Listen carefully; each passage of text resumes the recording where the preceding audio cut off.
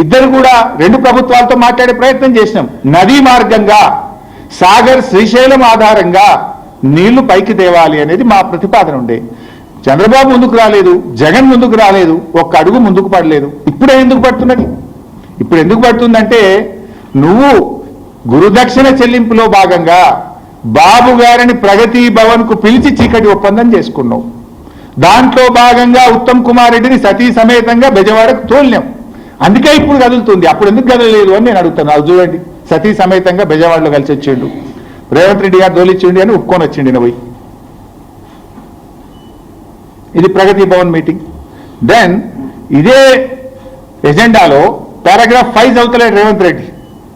ఇదే minutes of the meeting లో ఏదైతే అపెక్స్ కౌన్సిల్ మీటింగ్ 2026లో జరిగిందో అందులోనే ఎజెండా నంబర్ 5లో కేసీఆర్ గారు మాట్లాడింది కూడా స్పష్టంగా ఉంది. అందులో కూడా raised objection over the expert committee constituted by Government of India to address the issues of diversion of water from Godavari to Krishna River between the two states without prior consultation of Telangana and pointed out conflict of interest with respect to some members. He requested for reconstitution of the committee as already requested.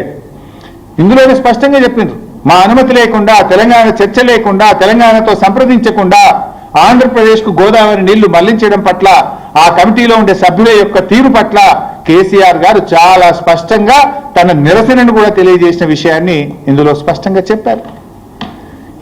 ఇది ఇంత clear గా ఉంటే పిల్లలకి 2016లో బగ్గచెర్ల రాసి ఇచ్చినట్టు నిన్న presentation పెట్టా.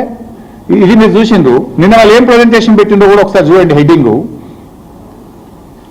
నిన్న కాంగ్రెస్ పార్టీ ఉత్తమ్ కుమార్ రెడ్డి గారు, రేవంత్ రెడ్డి గారు కలిసి పెట్టింది. ఏం రాసింది పైన? 2016లో గోదావరి పెన్నా నదుల అనుసంధానంపై ప్రతిపాదన. ఏమైనా ఉందా అందులో? అసలు పెన్నా గురించి ఉందా అందులో? ఇది హెడ్డింగ్ ఏం పెట్టిండు?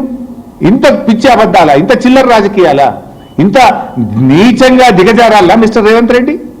నువ్వు రాసిన దాంట్లో కింద యాజ్ ఇట్ ఈజ్ నువ్వు తెలుగు అనువాదం చేసినావు. అలా ఎక్కడన్నా పెన్నా అనే పదం ఉందా? ఆంధ్రప్రదేశ్కి ఇచ్చిన పదం ఉందా? ఇలా అసలు విషయాన్ని కొంచెం అండర్లైన్ చేయలేదు చూడండి లాస్ట్ కు. ఇది ఏముందా కనబడుతుంది కొద్దిగా అందులో క్లియర్ గా అదే పెట్టదు.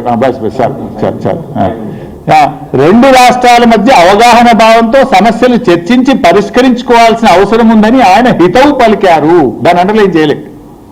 ఎక్కడన్నా ఇందులో పెన్నా అనే పదం ఉందా? పక్కన ఇంగ్లీష్లో ఉంది, ఈ పక్కన తెలుగులో ఉంది. నువ్వు హెడ్డింగ్ ఏం పెట్టినావు? 2016లో గోదావరి పెన్నా నదుల అనుసంధాన ప్రతిపాదన. అంటే ఇంత చిల్లర దివాలా కోరు దిక్కుమాలిన చిచ్చోర రాజకీయం రేవంత్ రెడ్డి చేస్తున్నాడు. పెట్టు, అసెంబ్లీ పెట్టి నీ బట్టలిపుతాం, మాట్లాడటం గట్టిగా, నీళ్ళేందో పాలేందో తేలిపుతాం అసెంబ్లీ సాక్షిగా, రాష్ట్ర ప్రజల సాక్షిగా, శాసనసభ సాక్షిగా. ఎవరు అబద్ధాలు మాట్లాడుతుందో, ఎవరు నిజాలు మాట్లాడతారో మాట్లాడదాం అసెంబ్లీలో. మైక్ కట్ చేయగారు, మైక్ కట్ చేస్తారు.